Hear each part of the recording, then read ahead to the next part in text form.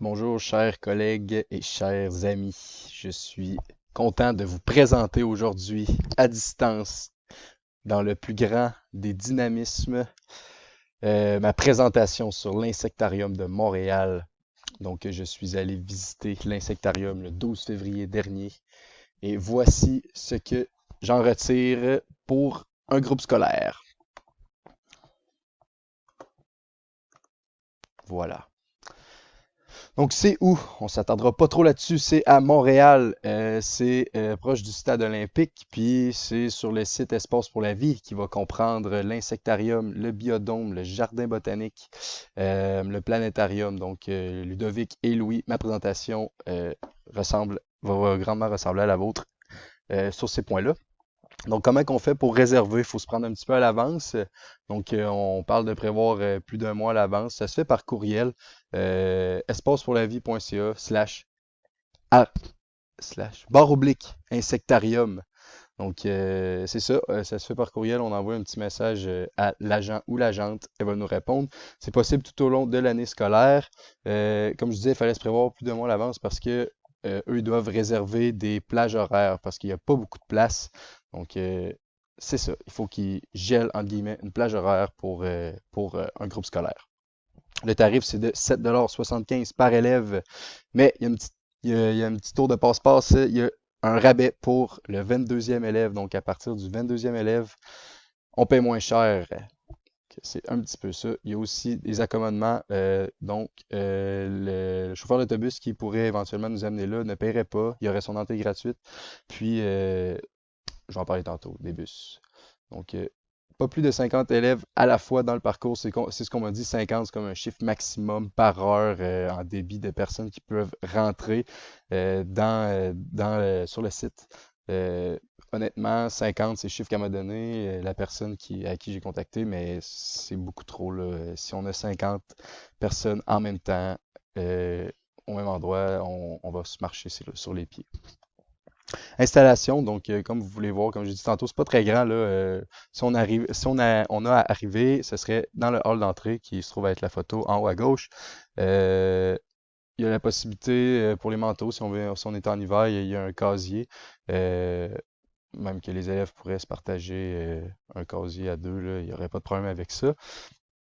Il y a une salle à dîner que j'ai pas pu prendre en photo, qui se trouverait à être en haut, environ ici. Une salle à dîner qui comprendrait, qui pourrait laisser entrer ou laisser manger une trentaine d'élèves maximum, là. Donc, déjà là, si vous avez compris, c'est pas une sortie, on peut pas organiser une sortie de tout un niveau scolaire en même temps à l'insectarium, là, c'est à l'échelle d'une classe maximum, là, j'ai envie de dire. Comment que la visite se déroulerait? Donc, la durée de la visite, ce serait environ 60 minutes. Euh, c'est un trajet. Dans le fond, on rentre à un endroit, puis on sort à un autre endroit. Puis c'est unilatéral. On se promène tout le temps dans la même direction. On évolue en un seul sens. C'est important que les élèves possèdent ou qu'on dise aux élèves d'amener leur appareil électronique parce que il y a aucune, un peu comme au biodôme que Ludovic disait dernièrement, là, c'est impossible de suivre d'une quelconque façon si on n'a pas notre appareil électronique. Tout est sur l'appareil, sur l'application. Mais en ce sens-là, l'application est quand même bien faite. Elle nous permet de bien suivre là. Donc, Alcove tête à tête, dont Vivarium, je vais les passer un à un. Commence par Alcove. Alcove, c'est une série de jeux pour des élèves du secondaire. Je considère que c'est un petit peu bébé. Mettons, on peut voir là, le principe, c'est de se mettre dans la peau d'un insecte puis dire bon, un insecte, ça doit se déplacer en sautant d'une branche à l'autre. Wow. Donc, cette partie-là est obligatoire malheureusement. Donc, même moi, avec mes amis, quand on était là, on a perdu entre guillemets un 5-10 minutes sur ce 60 minutes-là que on n'a pas eu de plaisir. Ben. Puis pour des élèves du secondaire, j'ai l'impression que ce serait la même chose, même au premier cycle. C'est pas des activités qui sont pour des adolescents, mais bien pour des enfants. Tête à tête, là, c'est à ce moment-là qu'on voit nos premiers spécimens vivants. Donc on va avoir six niches écologiques différentes dans des enclos avec un verre incurvé. Puis c'est un à un, c'est ça qui est un petit peu plate, là, c'est encombrant, puis ça devient encombrant assez rapidement. Mais c'est le fun parce que c'est plaisant parce qu'on peut prendre des photos individuelles, des photos à nous, qu'on peut garder. Puis bon, ben c'est des méchantes bébites qu'il y a dans ces niches écologiques-là. Ensuite de ça, selon moi, la partie la plus intéressante pour un élève du secondaire, pour un enseignant qui veut amener son élève, c'est le dôme. Donc, c'est un gros dôme, un gros endroit à air ouverte, où est-ce qu'il y a des centaines, peut-être même des milliers de spécimens dans des cadres, là, des spécimens qui sont pas vivants. Puis c'est regroupé selon certaines thématiques. Donc là, c'est vraiment avec l'application que les élèves, c'est à cette partie-là que les élèves vont utiliser le plus l'application. Donc ça, si on prend notre temps, ça peut prendre vraiment longtemps, là. Puis si on est intéressé, c'est ça. Ensuite, l'endroit le plus intéressant pour moi, j'ai trouvé, c'est le Grand Vivarium, au moment où est-ce qu'on va se rendre à quasiment cohabiter avec des insectes, là. Donc, j'ai une petite vidéo, là, par exemple. Moi, c'était le fait saillant de ma rencontre, c'est voir les fourmis à l'œuvre quand ils travaillent. Donc,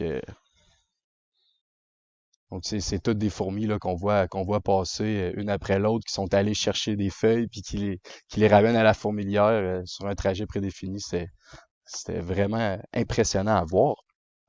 Donc, ça ressemble à ça chronologiquement. La visite, comme je dis, il n'y a pas grand-chose.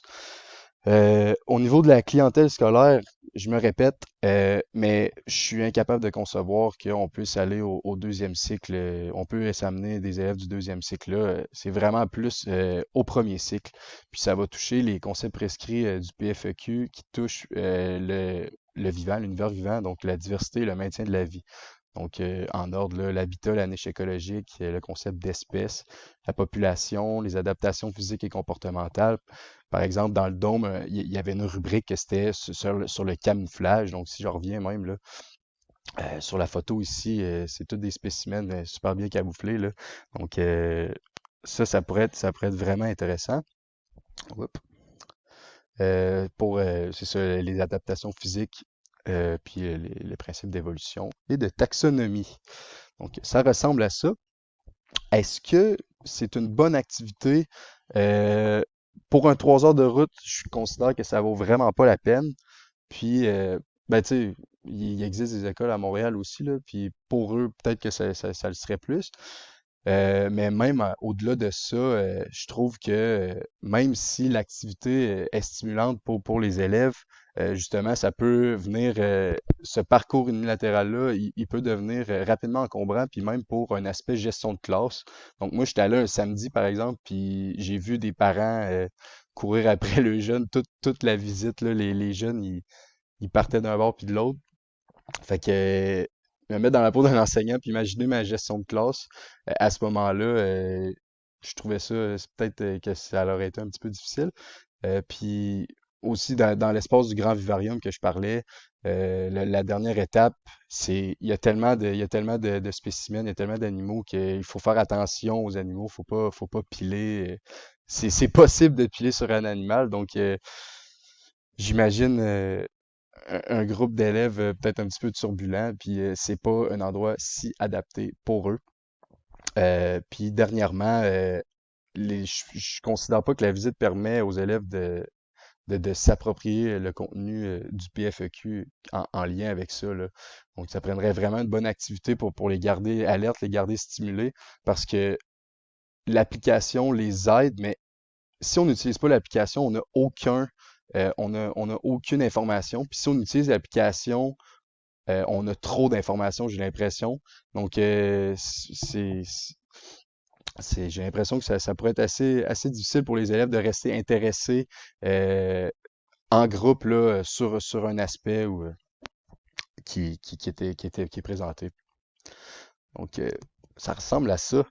Voici mes références. Les photos, je les ai tous prises sur le site internet de Espace pour la vie, euh, à exception des vidéos et de certaines photos que j'ai prises moi-même. Donc, c'est ça.